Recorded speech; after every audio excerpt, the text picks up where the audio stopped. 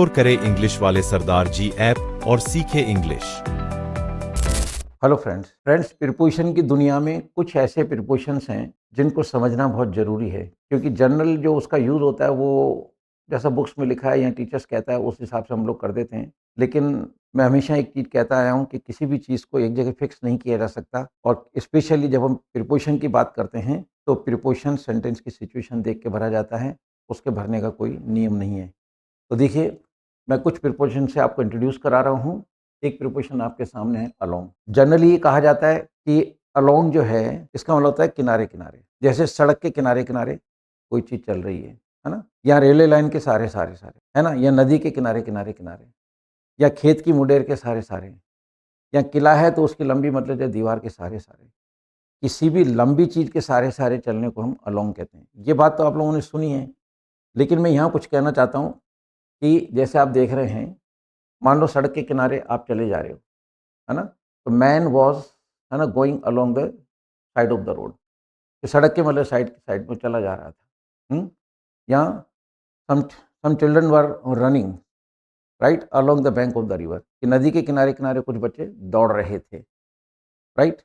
तो railway line के सारे-सारे चलना, या खेत की मुडेर के सारे-सारे चलना, या बहुत बड़ा ग्राउंड है उसकी मतलब जो बाउंड्री है उसके सारे-सारे चलना अलोंग कहलाता है।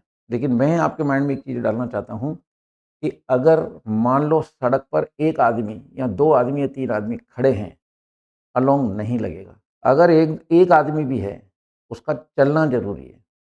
जब वो आदमी चलेगा तभी आप लोग अलोंग लगा सकते हैं, राइट? क्योंकि 1, 2, 3, 4 आदमी हैं। अब मैं कहना क्या चाह रहा हूँ सुनिए।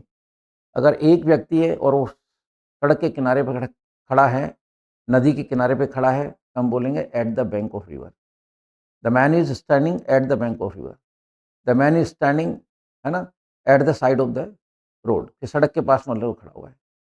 तो यहाँ हम एट लगाएँगे, अगर 1-2 आदमी है तो। और अगर एक आदमी और अलोंग लगाना है, तो उस आदमी का चलना ज़रूरी है। तो 2-4 या एक आदमी तो वो चल रहा है तो अलोंग आएगा, खड़ा है तो एट आएगा। लेकिन जैसा कि आप चित्र में देख रहे हैं, बहुत सारे पेड़ हैं। अब हम क्या बोलेंगे, है ना, there are many trees along the road. ये लिखा है मतलब है, there are many trees along the bank of the river. Example दूसरा है ताकि आपके नज़र में, सॉरी मतलब आपके माइंड में सड़क के अलावा मैं रिवर भी डाल सकता हूँ। तो इसलिए मैंने रिवर यहाँ पे इंटेंशनली, ताकि चित्र तो बता ही रहे, लेकिन इस एग्ज़ाम्पल से नदी भी आपके माइंड में डालना चाहूँ, तो यहाँ पे नदी का किनारा भी दिखेगा आपको, राइट?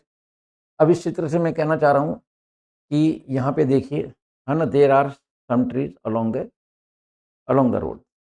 अब ये पेड़ तो चल नहीं रहे। तो मैं यही कहना चाह रहा था आपको कि अलोंग का यूज़ कब करा जाएगा? अगर 1-2 आदमी या एक व्यक्ति 2-4 हैं, तो उनका चलना ज़रूरी है, तब अलोंग लगेगा।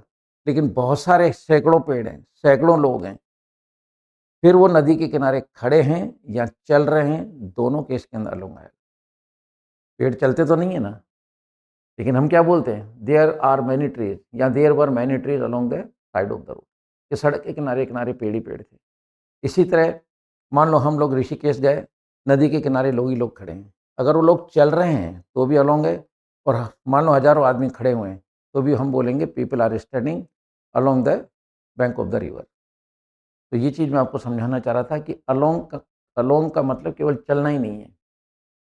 1-2 आदमी है तो उनका चलना ज़रूरी है, सैकड़ों लोग हैं, हज़ारों लोग हैं, तो वो चल रहे हैं तो भी अलोंग है, नहीं चल रहे हैं तो भी अलोंग है। खड़े हैं तो भी अब बोलेंगे people are standing along the bank of the river, right? वहाँ ऐड भी लगा सकते हैं, लेकिन क्योंकि बहुत सारे हैं, there are trees along the side of the road, सड़क के किनारे-किनारे पेड़ हैं।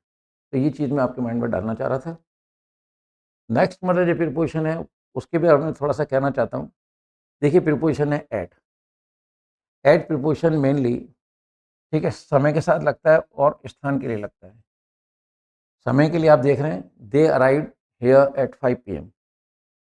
जब घड़ी का टाइम देखते हैं, at 1 PM, at 2 PM, at 3 PM, at 4 PM, at 5 PM, है ना? एक पर्टिकुलर पॉइंट दिखाते हैं तो हम लोग एट का यूज़ करते हैं। इसके अलावा स्थान, अब स्थान के लिए एट कब आएगा? जब आप स्थान का किसी भी जगह का क्षेत्रफल की तरफ इशारा हो, प्रेमिसेस की तरफ इशारा कर रहे हैं। जैसे मैंने आपसे कहा कि meet me at bus stand. अब बस स्टैंड का मतलब जो प्रेमिसेस बड़ा होता है। अब हो सकता है मैं आपको मेन गेट पे मिलूँ, हो सकता है मैं आपको बुकिंग विंडो पे मिलूँ, हो सकता है मैं आपको इंक्वायरी विंडो पे मिलूँ, हो सकता है जहाँ स्टॉल्स होती हैं चाय वगैरह की वहाँ मिलूँ, राइट? टी हॉर्न्स वगैरह होती हैं, या मैदान जहाँ पर म बसेस खड़ी होती हैं वहाँ मिलूँ। तो मेरा इशारा है पूरे बस स्टैंड की प्रेमिसेस की तरफ, राइट?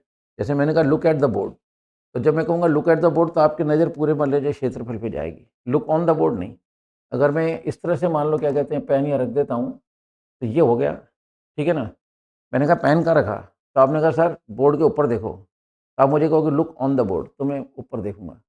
लेकिन अगर मैं कहता हूँ लुक एट द बोर्ड, तो ये पूरे क्षेत्रफल मतलब जो है इस बोर्ड का पूरा क्षेत्रफल काउंट होता है उसके अंदर।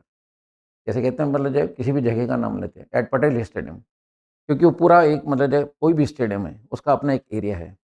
तो एट आप समय के लिए भी लगाएँगे, एग्ज़ाम्पल आपके सामने है, they arrived here at 5 PM, meet me at the bus stand. हम एक पर्टिकुलर बस स्टैंड की बात कर रहे हैं, अब वो पूरे क्षेत्र को दर्शा रहा है ये।